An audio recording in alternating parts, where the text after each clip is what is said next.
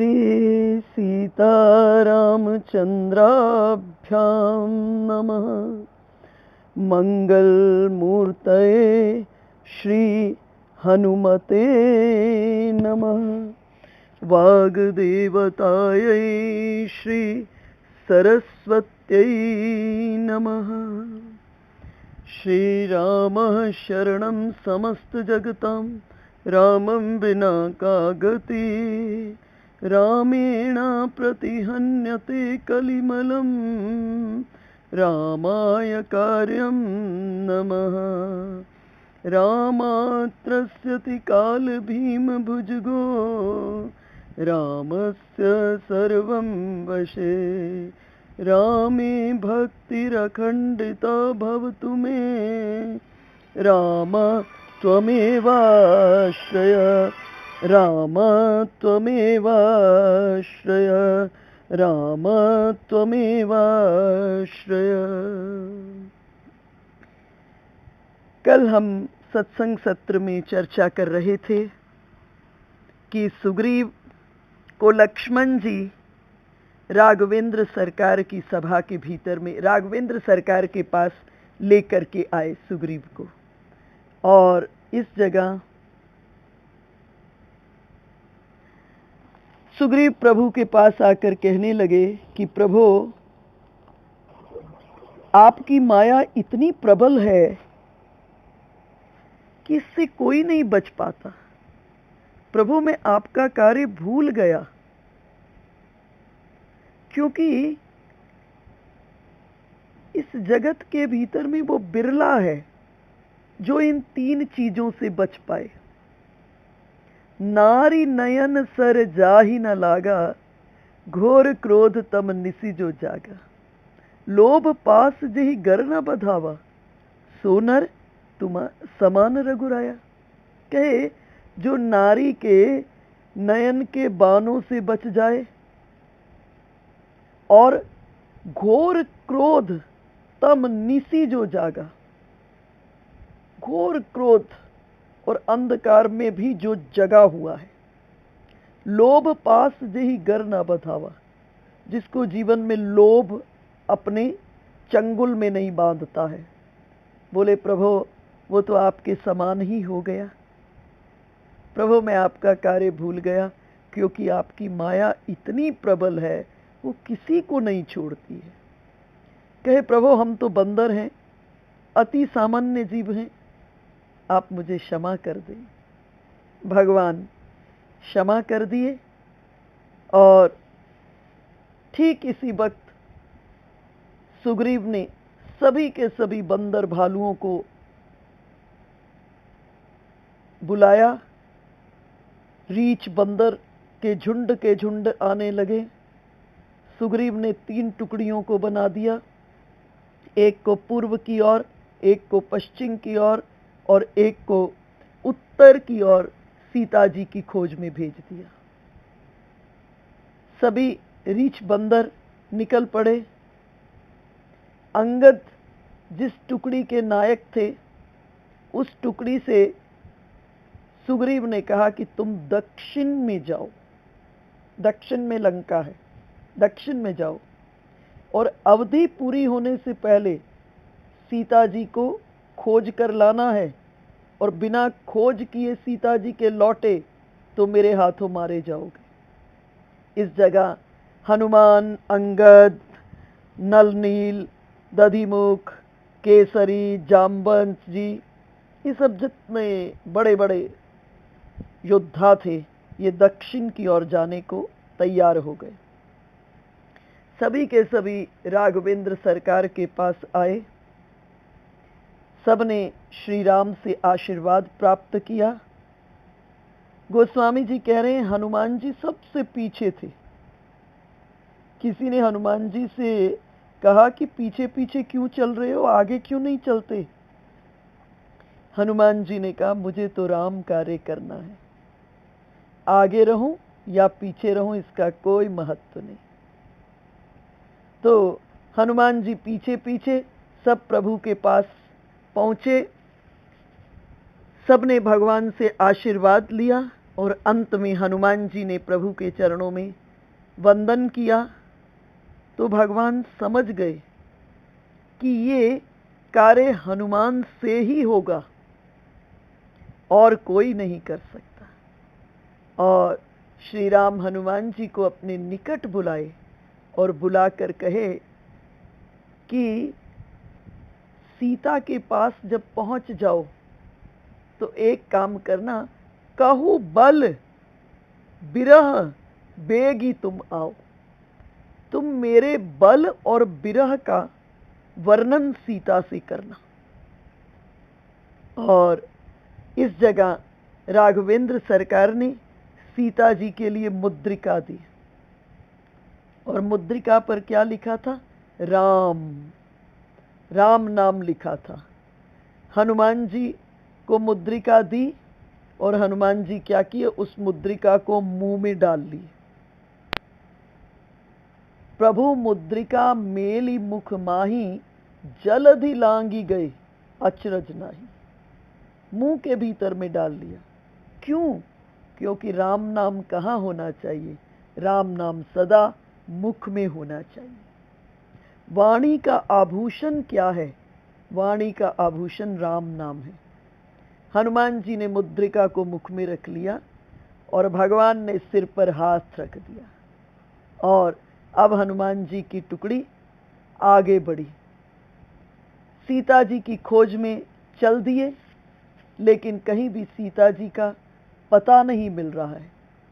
और इधर वन के भीतर में सब राह को भूल गए, रास्ते को भूल गए। सबको बहुत प्यास लगी, लेकिन हनुमान जी को प्यास नहीं लगी। कारण, क्योंकि हनुमान जी के सिर पर प्रभु ने हाथ रखा था। जो परमात्मा की छाया में चलता है उसको कभी प्यास नहीं लगती। और दूसरी बात, हनुमान जी के मुख में क्या है? राम नाम की मुद्रिका है। और जिसके मुंह में राम नाम हो उसको भी कभी प्यास नहीं लगती है। और सभी के सभी बंदर चलते चलते एक पर्वत आया और पर्वत पर चढ़ गए। उस पर्वत के भीतर में एक विशाल गुफा, और उस गुफा में हनुमान जी सबको लेकर चले गए। वहां भीतर जाकर देखा, एक सुंदर बाग था, मंदिर था, सरोवर था और एक स्वयं प्रभा नाम की तपस्विनी बैठी थी। हनुमान जी के साथ जितने बंदर भालू थे उन्होंने उनको प्रणाम किया। स्वयं प्रभा ने आंख खोलकर देखा, पूछा, क्या आप राम के दूत हैं? तो वो पूछे कि आपको कैसे पता चला? तो उसने कहा, मुझे कहा गया था कि त्रेता युग में रामदूत आपसे मिलेंगे और तब आपकी साधना पूरी होगी। और इस जगह स्वयं प्रभा ने बंदर भालुओं को सुंदर जल पान कराया, करने के लिए दिया और कहा, आप सब निराश मत हो, आपको आपके उद्देश्य में सफलता प्राप्त होगी। मैं आपके दर्शन से धन्य हो रही हूँ। आप आंखें बंद करके प्रभु का नाम लो और मैं तुम्हें सागर के तट पर पहुंचा देती हूँ और आप सबको सीता जी की खोज जरूर मिल जाएगी। सब लोगों ने आंखें बंद कर ली, परमात्मा का सुमिरन किया और जब आंखें खोली तब अपने को कहाँ देखा? ठाड़े सकल सिंधु के तीरा। सब कहाँ पहुंच गए? समुद्र के तट पर आ गए। अंगद कहने लगे, महाराज अब तो सागर पास आ गया है। सागर आ गया है, बीच में इतना विशाल सागर, अब यहां से आगे कैसे जाएं? और अवधि पूरी होने वाली है जो समय दिया था सुग्रीव ने। हम सीता जी की तलाश नहीं कर पाए। अगर वापस ऐसे ही चले गए तो सुग्रीव मार देंगे हमको। क्या करें? अंगद निराश हो गए। जामवंत जी उनको आश्वासन दे रहे हैं। जिस समय जामवंत और अंगद चर्चा कर रहे थे उसी समय गिरी कंदरा सुनी संपाति। संपाति जटायु के जो बड़े भाई थे वो वहां रहते थे, सागर के तट के पास ही एक गुफा में वो वहां पर रहता था संपाति। और गुफा से जब बाहर निकला सोचने लगा इतने बंदर भालुओं को देख करके कि आज देवताओं ने मुझे अच्छा भोजन भेजा है, मैं इन सब बंदरों को खा जाऊंगा। अंगद को लगा कि हम सबको खा जाएंगे, क्या करें।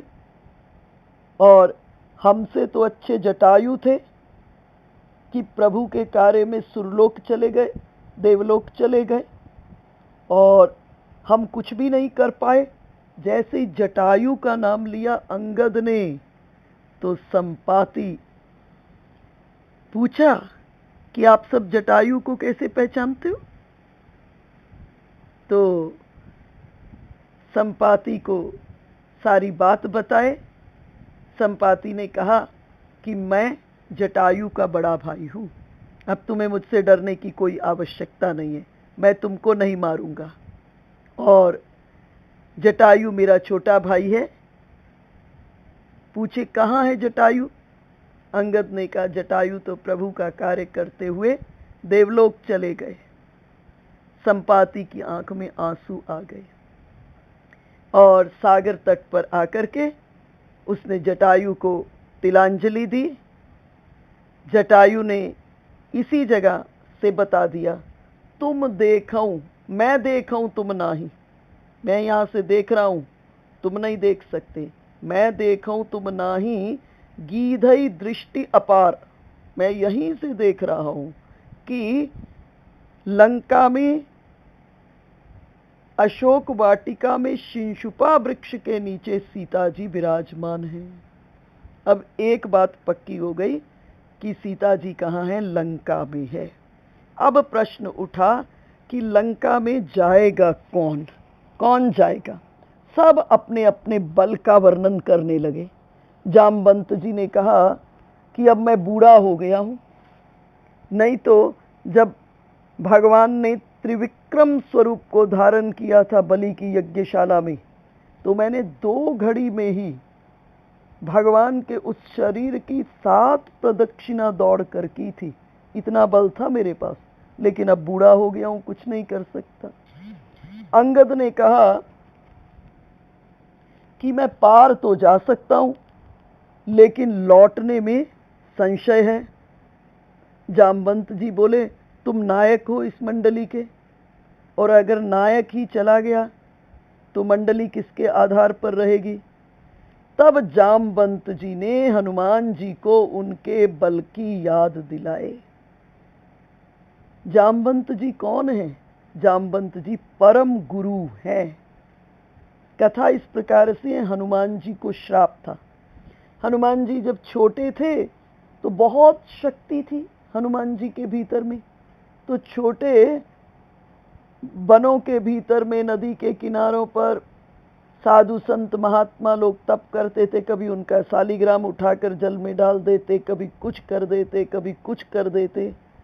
तो ऋषि मुनियों ने कहा कि आप अतुलित बल के धाम हो, परंतु जब राम काज हो तब आपको आपके बल का उपयोग करना है, तब तक आपका बल आपको विस्मृत हो जाए, आपको आपका बल भूल जाए। और जब राम काज का अवसर आएगा और कोई आपको आपके बल का याद दिलाएगा, तब आपको आपके बल का स्मरण होगा। तो जामवंत जी हनुमान जी को उनके बल को याद दिलाए। ये किसका स्वरूप है? ये भक्त का स्वरूप है, जिसका अहंकार गल जाए, चाहे ईश्वर का दर्शन करके गल जाए और चाहे सतत्व का साक्षात्कार होकर गले। जिसको अपने बल का स्मरण ही नहीं होता, जो अपना बल ही भूल गया है। और इस जगह जामवंत जी याद दिलाए। जामवंत जी कहे, कहई रीछपति सुन हनुमाना, का चुप साधी रहे बलवाना। आप चुपचाप बैठे हो, परम बलवान हो, आपके भीतर में बहुत बड़ा बल है, बहुत बड़ी शक्ति है। पवन तनय बल पवन समाना, आप पवन पुत्र हैं, आपके पास पवन के समान बल है। बुद्धि विवेक विज्ञान निधाना, आप बुद्धि और विवेक के भंडार हैं। देखो, बुद्धि के साथ गोस्वामी जी क्या शब्द लगाए? विवेक लगाए। बुद्धि सब काम कर सकती है, लेकिन बुद्धि के साथ जब विवेक लगेगा तभी उसके द्वारा राम काज होगा, तभी उसके द्वारा सत्कर्म होगा। खाली बुद्धि होने से बात नहीं बनेगी। इसलिए गोस्वामी जी क्या शब्द प्रयोग किए? बुद्धि विवेक विज्ञान निधाना। बुध जो ग्रह है, ज्योतिष के अनुसार भी जो बुध ग्रह है उसका कोई अपना स्वभाव नहीं है। बुध अगर पाप ग्रह के साथ जुड़ गया तो वो पाप कर देगा, और अगर पुण्य ग्रह के साथ जुड़ गया तो वो पुण्य कर देगा। इसलिए बुद्धि से पहले क्या लगा दिए? विवेक लगा दिए। और जिस समय श्री राघवेंद्र सरकार विभीषण जी को विजय रथ का वर्णन कर रहे हैं, लंका में जब राम रावण युद्ध प्रारंभ होने वाला है, विभीषण घबरा गए कि रावण के पास इतनी बड़ी बड़ी व्यवस्थाएं हैं, प्रभु आप युद्ध करेंगे, कोई भी व्यवस्था नहीं है आपके पास, ना रथ है ना अन्य कोई व्यवस्था है। तो उस जगह श्री राम विजय रथ का वर्णन करते हैं, और जो विजय रथ का वर्णन करते हैं तो उस रथ में 4 घोड़ों की चर्चा करते हैं। ये 4 घोड़े कौन हैं? बोले बल विवेक दम परहित घोड़े। अब बल विवेक दम, बल विवेक, बल होगा तभी परहित होगा, लेकिन बल के साथ सदा परहित नहीं होगा। बल के साथ जब विवेक होगा तब परहित होगा। बल उनके पास भी बहुत होता है जो अपराध करते हैं, बुद्धि उनके पास भी बहुत होती है जो बड़े बड़े अपराधों की व्यू रचना को रचते हैं। उनके पास कम बुद्धि नहीं होती, बहुत बुद्धि होती है। लेकिन गड़बड़ी क्या हो जाती है? उनके पास बुद्धि के साथ विवेक नहीं होता। जब बुद्धि के साथ विवेक जुड़ेगा तभी क्या होगा? सत्कर्म होगा, तभी कल्याण होगा, तभी आनंद होगा, और तभी रामकाज होगा। इसी तरह खाली बल से बात नहीं बनेगी, बल के साथ जब विवेक जुड़ेगा तभी परहित होगा, अर्थात तब दूसरे का मंगल होगा। एक श्लोक है, विद्या विवादाय धनम मदाय शक्ति परेशान परपीडनाय खलस्य साधुर विपरीत में तद ज्ञानाय दानाय च रक्षणाय। बोले एक ही वस्तु है, 2 अलग अलग लोगों के पास आ जाती है तो उसका परिणाम अलग अलग हो जाता है। जैसे विद्या विवादाय, विद्या अगर गलत व्यक्ति के हाथ में आ जाएगी तो वो विवाद का कारण हो जाएगी। वो तर्क कर करके अनेकों प्रकार के, अब आप फेसबुक व्हाट्सएप में देखते हो ना, सब प्रकार के लोग बैठे, कोई उसमें घनात्मक पक्ष देख लेता है, कोई तर्क विवाद और ऋणात्मक पक्ष देख लेता है। तो विद्या अगर गलत व्यक्ति के पास आ गई तो उससे क्या हो जाएगा? विवाद का कारण हो जाएगा। विद्या विवादाय धनम मदाय, धन अगर गलत व्यक्ति के पास आ गया तो वो अहंकार का कारण बन जाएगा। शक्ति परेशान परपीडनाय, शक्ति अगर गलत व्यक्ति के पास आ गई तो वो दूसरे को पीड़ा देने का कार्य करने लगेगा। और यही तीनों साधु के पास आ गए तो परिणाम क्या होगा? तीनों साधु के पास आ गए तो क्या परिणाम होगा? ज्ञानाय, विद्या ज्ञान का विषय बनेगा, धन दान का विषय बनेगा, और शक्ति दूसरे को सुख देने में काम आएगी। वस्तु एक ही है लेकिन अलग अलग के पास आ गई तो उसका परिणाम अलग हो जाएगा। और इस जगह हनुमान जी के बल को क्या किए? पुनः उनको बल का स्मरण कराए और कहे, कवन सो काज कठिन जग माही, जो नहीं होई तात तुम पाई। इस संसार में कौन सा ऐसा काम है जो आपसे न हो पाए। और राम काज लगी तब अवतारा, आपका अवतार राम काज के लिए हुआ है। जैसे ही बल का स्मरण हुआ, ऋषि मुनियों का श्राप था, जब राम काज का अवसर आएगा और कोई आपको आपके बल का स्मरण कराएगा तो आपका ये बल आपको पुनः प्राप्त हो जाएगा। जैसे ही कहा, राम काज लगी तब अवतारा, और सुनत ही भयउ पर्वताकारा। अब हनुमान जी कैसे विराट हो गए, पर्वताकारा। कनक बरन तन तेज बिराजा, मानहु अपर गिरिन कर राजा। सिंहनाद करी बारही बारा, लीलहि नागऊ जल निधि खारा। और पर्वताकार अत्यंत विशालकाय हो गए। रंग उनका सोने का सा, शरीर पर तेज सुशोभित, मानो ऐसा लग रहा है मानो अपर गिरिन कर राजा, मानो दूसरा पर्वतों का राजा आज सुमेरु प्रकट हो गए हैं। बार बार जोर जोर से सिंहनाद कर रहे हैं। और लीलहि नागऊ जल निधि खारा, मैं इस खारे समुद्र को खेल में ही लांग सकता हूँ। देखो, जामवंत जी कौन है? परम गुरु हैं। गुरु क्या करते हैं? आपकी आपसे मुलाकात कराते हैं। किसके माध्यम से? आपके भीतर में जो आपका वास्तविक स्वरूप विस्मृत हो गया है, उस विस्मृत स्वरूप को पुनः आपको स्मरण कराते हैं कि जानो तुम कौन हो। तुम जन्मने और मरने वाली देह नहीं हो, तुम नित्य शुद्ध बुद्ध अजर अमर अविनाशी आत्म तत्व हो।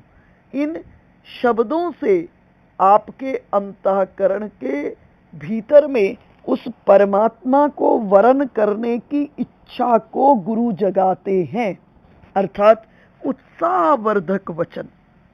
और उत्साहवर्धक वचन से क्या हुआ? अपना स्वरूप का स्मरण हुआ। और जैसे ही स्वरूप का स्मरण हुआ, अब हनुमान जी तैयार हो गए राम काज को करने के लिए। और इस जगह हनुमान जी क्या किए? हनुमान जी अपने हृदय के भीतर में राम रूप को स्थापित कर लिए। हृदय के भीतर में इस पार से चले थे, उस रूप को पुनः इस जगह पर स्मरण किए, चिंतन किए। और इस जगह हनुमान जी ने विनम्रता देखी। हनुमान जी की, हनुमान जी ने विनम्रता से जामवंत जी से पूछा, जामवंत मैं पूछूं तो ही, उचित सिखावन दीजऊ मोही। जामवंत जी, आप हमारे इस मंडली के सबसे वृद्ध पुरुष हैं। मैं आपसे पूछ रहा हूं, मुझे उचित जो करना है जाकर के वहां पर लंका में जाकर मुझे क्या करना है, मुझे इसके बारे में पूर्ण ज्ञान दीजिए। जामवंत जी कहे, आपको कुछ नहीं करना, बस इतना ही करना है, जो प्रभु ने मुद्रिका दी है वो सीता जी को दे देना, सीता माँ को प्रभु का संदेश दे देना, और उनके पास से कुछ चिन्ह स्मृति के लेकर के, श्री राम से संबंधित कोई चिन्ह लेकर के ला करके श्री राम को दे देना है। हनुमान जी को मुद्रिका प्रभु पहले ही दे चुके हैं। कुछ लोगों के मन में ये बात आती है कि श्री राम के पास मुद्रिका कहाँ से आ गई? श्री राम तो मुद्रिका कहाँ से आ गई श्री राम के पास?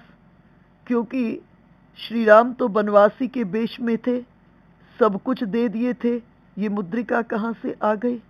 बोले, जिस समय केवट गंगा पार कराया और प्रभु को उस पार उतार दिए, तब सीता जी ने ये मुद्रिका श्री राम को दी और निकाल कर अपनी अंगुली से निकाल करके श्री राम को ये मुद्रिका दी और देकर कहा कि आप केवट को उतराई दीजिए। परंतु केवट ने उस उतराई को स्वीकार नहीं किया, और नहीं स्वीकार किया तो वो मुद्रिका किसके पास रह गई? वो मुद्रिका श्री राघवेंद्र सरकार के पास रह गई।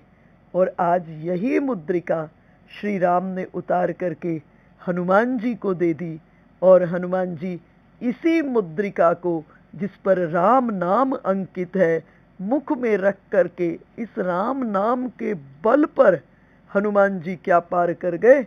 हनुमान जी सागर को पार कर गए। अब इसके साथ हम सुंदर कांड में प्रवेश करते हैं। देखो, रामचरितमानस में केवल एक ही कांड है जिसका नाम भाववाचक संज्ञा पर रखा गया। जितने भी कांड है ना, उनके नाम स्थिति परिस्थिति के अनुसार रखे गए हैं। बालकांड में भगवान के बाल चरित्रों की, बाल लीलाओं का वर्णन है, इसलिए बालकांड। अयोध्या कांड में अयोध्या नगरी का वर्णन है, इसलिए अयोध्या कांड। उसके बाद अरण्य कांड, अरण्य कहते हैं वन को, उसमें भगवान की वन से संबंधित वनवास के बाद की लीलाएं हैं, इसलिए अरण्य कांड। उसके बाद किष्किंधा कांड, किष्किंधा कांड में किष्किंधा नगरी का वर्णन है, इसलिए किष्किंधा कांड। केवल यही एक कांड है जिसका नाम भाववाचक संज्ञा पर रखा गया है, सुंदर कांड। वाल्मीकि ऋषि कह रहे हैं, मैं क्यों इसको सुंदर कह रहा हूं? क्योंकि सुंदरे सुंदरो राम, सुंदरे सुंदरी कथा, सुंदरे सुंदरी सीता, सुंदरे किम न सुंदरम। बोले इसमें हमारे सुंदर राघवेंद्र स्वरूप सरकार के स्वरूप का वर्णन है, इसमें सीता माता और राम जी की कथा का वर्णन है, इसके अंदर सीता जी के आंतरिक स्वरूप का वर्णन है, इसलिए ये अति सुंदर है। बहिरंग स्वरूप का वर्णन नहीं है, इसमें सीता जी के आंतरिक स्वरूप का वर्णन है, इसलिए इसका नाम भाववाचक संज्ञा पर रखा है। और देखेंगे, अब से पहले जितने भी कांड हैं उसमें वंदना का एक क्रम है। वंदना का क्रम है, सबसे पहले महादेव की वंदना करते हैं गोस्वामी जी। आप जानते हो, भवानी शंकरौ वंदे श्रद्धा विश्वास रूपिणौ, याभ्याम बिना न पश्यन्ति सिद्धा स्वांतास्थमीश्वरम। इसी प्रकार से अयोध्या कांड, इसी प्रकार से अन्य कांडों के भीतर में वर्णन है। लेकिन सुंदर कांड में आते ही वंदना का क्रम बदल गया। यहां पहले राघवेंद्र सरकार की वंदना है। क्यों बदल गया? क्योंकि यहां महादेव हनुमान जी होकर के श्री राम के सेवक बनकर आए हैं। यहां महादेव हनुमान होकर के, हनुमान जी होकर के श्री राम के सेवक बनकर आए हैं, इसलिए वंदना का क्रम बदल गया है। ये यहाँ पर पहली वंदना किसकी है? श्री राघवेंद्र सरकार के स्वरूप की वंदना कर रहे हैं। शांतम शाश्वतम प्रमेयमनघम निर्वाण शांति प्रदम ब्रह्मा शंभु फनिद्र सेव्य मनिषम वेदांत वेद्यम विभुम रामाख्यम जगदीश्वरम सुरगुरुम माया मनुष्यम हरिम वंदेहम करुणाकरम रघुवरम भूपाल चूड़ामणिम। श्री राम के स्वरूप का वर्णन कर रहे हैं। श्री हमारे राघव कैसे हैं, हमारे रामचंद्र कैसे हैं, उनके स्वरूप का वर्णन कर रहे हैं कि शांतम शाश्वतम, शांतम शाश्वतम, प्रभु शांत हैं। चर्चा किए थे अयोध्या कांड में वंदना के समय में, जिस समय प्रभु का वनवास हो रहा है, जिस समय वनवास का समाचार दिए, उस समय भी समभाव में शांत, और जिस समय राजा अभिषेक का समाचार दिए थे उस समय भी शांत और सम, दोनों स्थितियों में, दोनों स्थितियों के भीतर में क्या है? सम और शांत है। तो शांतम शाश्वतम, शांत है प्रभु, क्या है? सनातन है।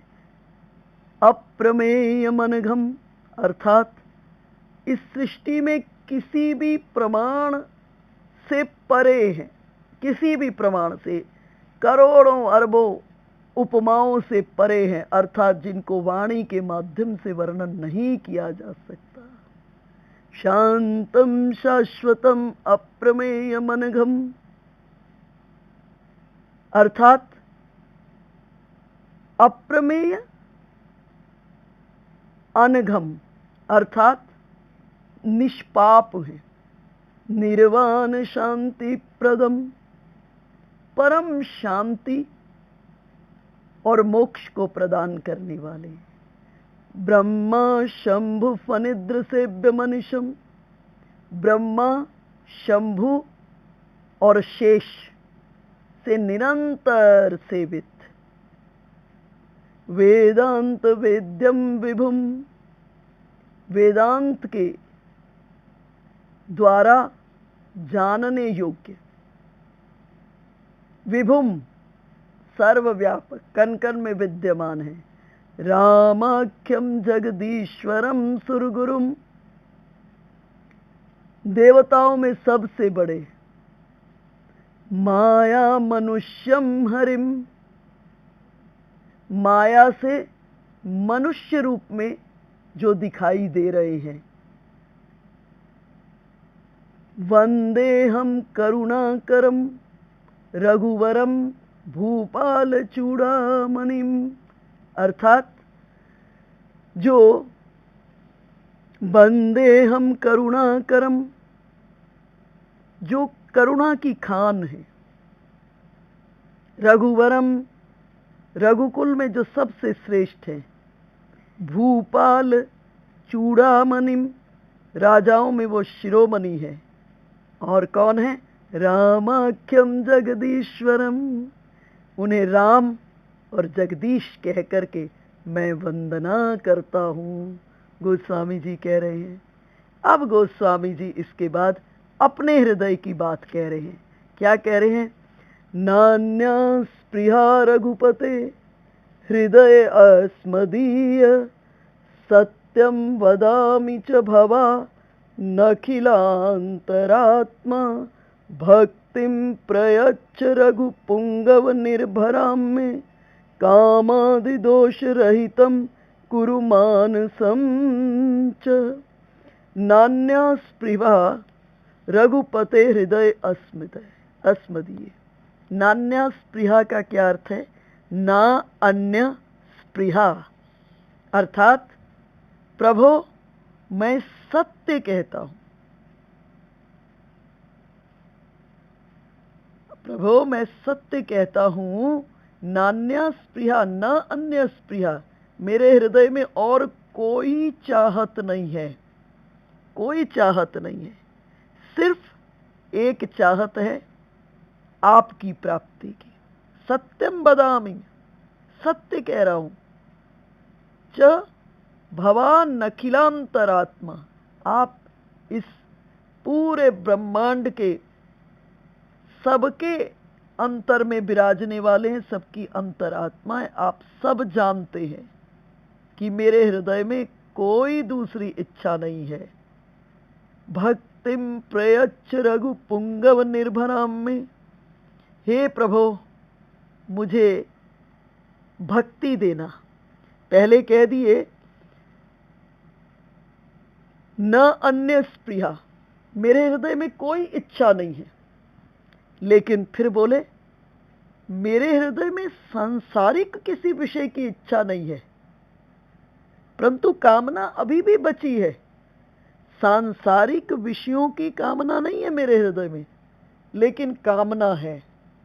देखो, जब वो परमात्मा इस सृष्टि का निर्माण करता है तो उसके निर्माण में सबसे पहले क्या करता है? कामना करता है। एकोहम बहुश्यामम प्रजाएति स इच्छता स अकामः।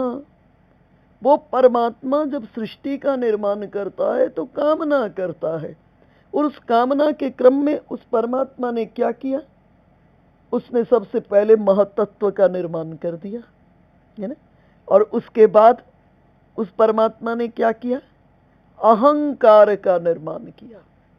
तो मेरे कहने का आशय है, जब वो परमात्मा इस सृष्टि का निर्माण कर रहा है तो उस सृष्टि के निर्माण में जो रॉ मटेरियल यूज हो रहा है, उस सृष्टि के निर्माण में जो रॉ मटेरियल यूज हो रहा है वो क्या है? वो कामना है और वो अहंकार है। जब इस सृष्टि के निर्माण में रॉ मटेरियल के रूप में कामना और अहंकार यूज हो रहा है, तो हमारा आपकी कामना और अहंकार कैसे खत्म हो सकता है? नहीं हो सकता। हाँ, उसके स्वरूप में परिवर्तन हो सकता है, उसके स्वरूप में परिवर्तन हो सकता है। तो कामना नहीं है, कह दिए प्रारंभ में गोस्वामी जी हृदय की बात कहने लगे तो नान्या स्पृहा रघुपते हृदय अस्मदीय सत्यम बदामी च भवान अखिलांतरात्मा। ठाकुर, मेरे हृदय में कोई कामना नहीं है, ये मैं सत्य कह रहा हूं, सत्य कह रहा हूं। लेकिन फिर कहे प्रभु अभी कामना है, अर्थात छोटी मोटी कामनाएं छूट गई, अब विराट की कामना जन्म ली। कामना मूल में खत्म नहीं हो सकती, क्योंकि जब इस ब्रह्मांड का निर्माण में वो परमात्मा रॉ मटेरियल के रूप में कामना यूज कर रहा है, तो हम आपकी कामना कैसे खत्म हो सकती है?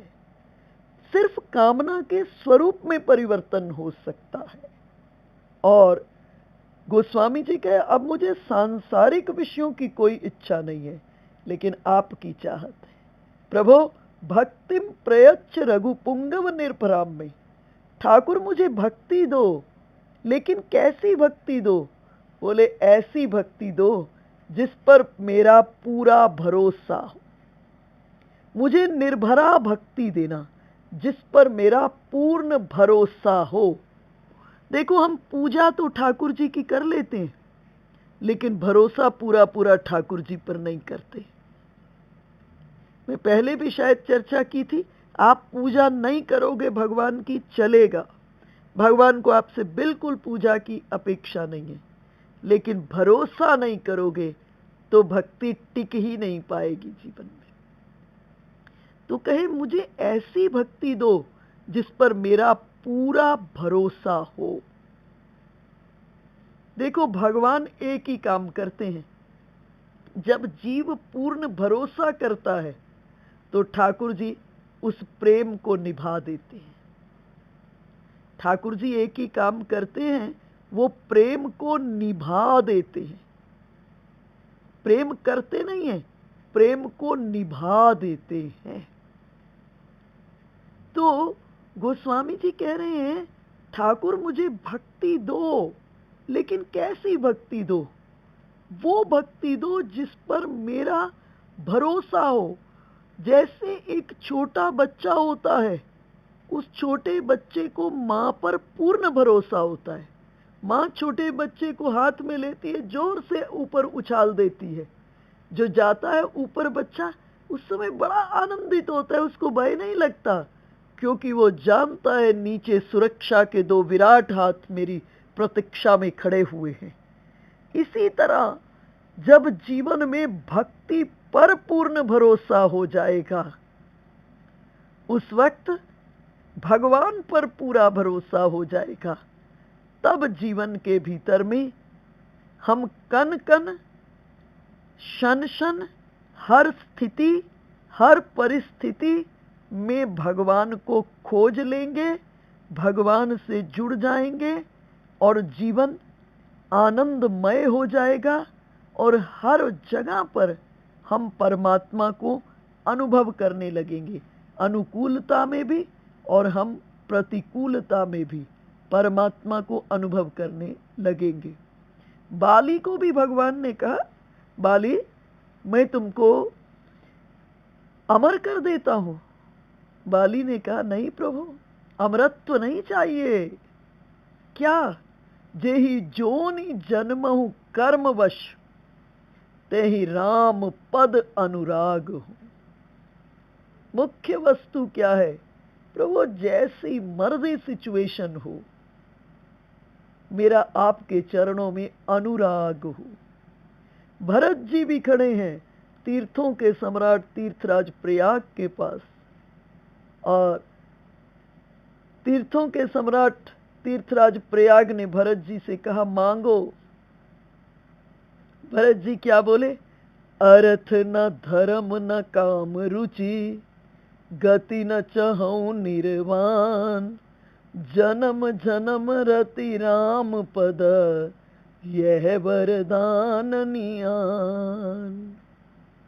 भरत जी भी कह रहे हैं, अन्य की तो वासना खत्म हो गई है, अन्यों की आकांक्षा महत्वाकांक्षा सब खत्म हो गई है, लेकिन अभी भी कामना है।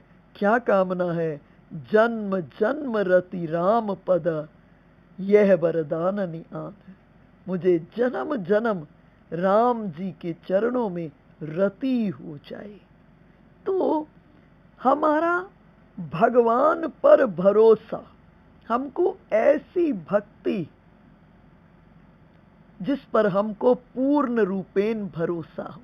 हमारे ब्रज में एक बड़ी सुंदर कथा आती है कि राधा रानी जब कृष्णचंद्र अवतार लेकर के आए, तो राधा रानी ने ठाकुर पर 2 प्रतिबंध लगा दिए, 2 इंस्ट्रक्शंस इंपोज कर दी। कहा, पहला कि आपको प्रेम करने की इजाजत नहीं है, और दूसरा कहा आपको नाचने की इजाजत नहीं है। देखो, वृंदावन जो है वो राधा रानी की राजधानी है, ठाकुर जी यहां पर परदेसी है। भगवान बैकुंठ से अवतार लेकर के आए हैं, इसलिए परदेसी है प्रभु। भगवान ने राधा रानी को कहा कि भाई, हम बैकुंठ में थे, हमने बहुत बड़ी मर्यादा का निर्वहन किया। बैकुंठ में भगवान की बहुत बड़ी मर्यादा होती है, 8 दरवाजे, 8वें दरवाजे के ऊपर में जय विजय, अंदर गर्भगृह में भगवान शयन करते हैं। लक्ष्मी जी कोमल हाथों से चरण दबाती हैं, गरुड़ के पंख भी हिलते हैं तो वेद की ऋचाएं प्रतिध्वनित होती हैं। ऐसे ऐश्वर्य के भीतर में भगवान, ब्रह्मा जी भी आते तो मुकुट की किरीट से प्रणाम की इजाजत पाते। इतना भगवान का वैभव, इतनी मर्यादा, वैभव भी और मर्यादा भी। तो भगवान ने कहा, भी हम वैकुंठ में थे, हमने बहुत बड़ी मर्यादा का निर्वाहन किया, और अब हम तुम्हारे वृंदावन में आए हैं और आते ही तुमने प्रतिबंध लगा दिया। राधा रानी ने कहा, बिल्कुल आपको किसी से प्रेम करने की इजाजत नहीं है। ऐसा क्यों कहा राधा रानी ने? विचार कीजिए। ऐसा इसलिए कहा क्योंकि प्रेम का एक लक्षण होता है। जो व्यक्ति जिससे प्रेम करता है, जो व्यक्ति जिससे प्रेम करता है, वो उस एक में उलझ पुलझ जाता है। अगर त्रिभुवन के ठाकुर किसी एक में उलझ पुलझ गए, तो आप सब अरबों खरबों बड़े बड़े राजा महाराजा घर बार छोड़ के बनों में लंगोटी पहनकर पंचाग्नि तप रहे, उन सब का क्या होगा? इसलिए राधा रानी ने प्रतिबंध लगा दिया कि आपको प्रेम करने की इजाजत नहीं है।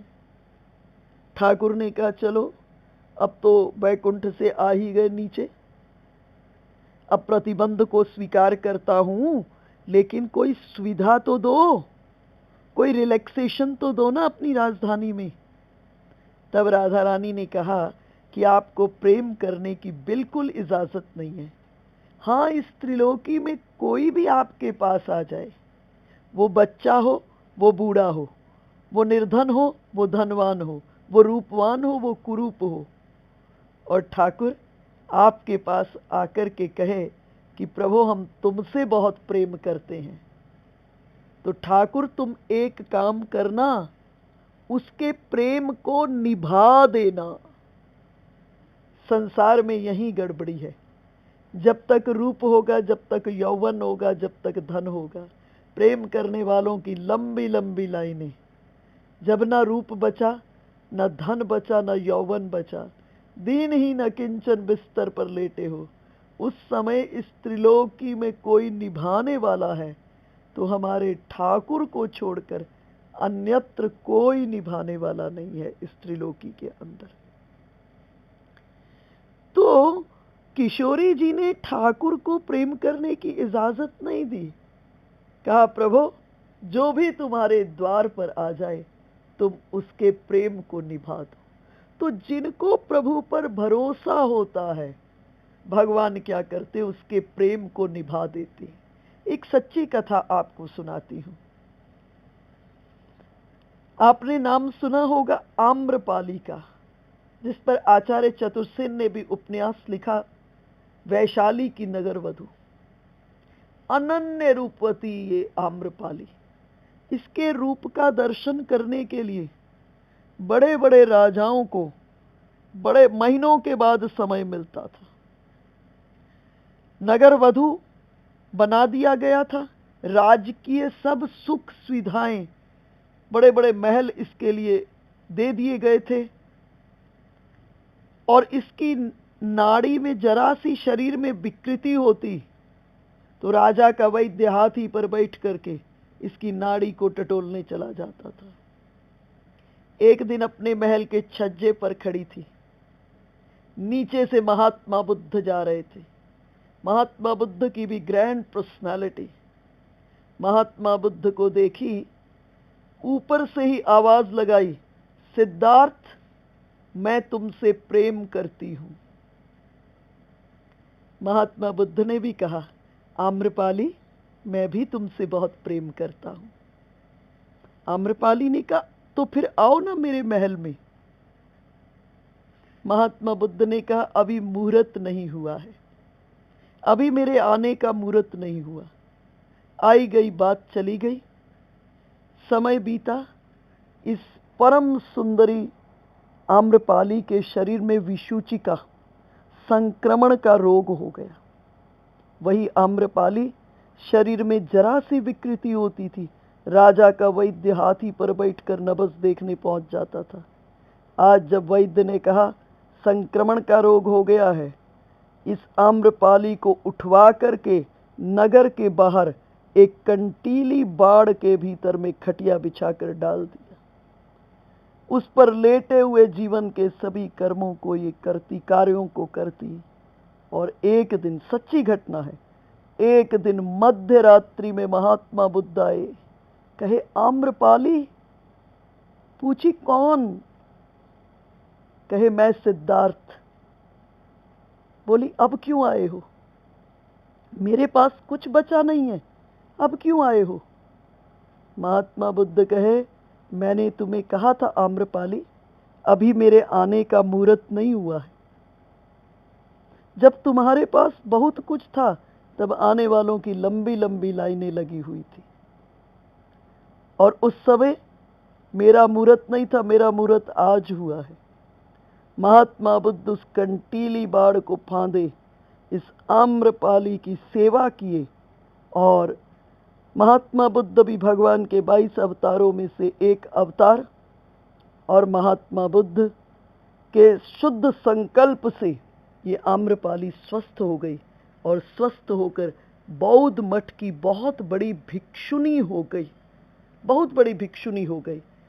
तो वो परमात्मा किसी से प्रेम नहीं करता, लेकिन जो कहते हैं कि प्रभु हम तुमसे प्रेम करते हैं, भगवान उनके प्रेम को क्या करते हैं? निभा देते हैं, निभा देते हैं। और इस जगह गोस्वामी जी महाराज वंदना के क्रम में कह रहे हैं, प्रभु मुझे भक्ति देना। कैसी भक्ति? जिस पर मेरा पूरा भरोसा हो। इसलिए क्या करना? ठाकुर जी पर भरोसा जरूर करना। हम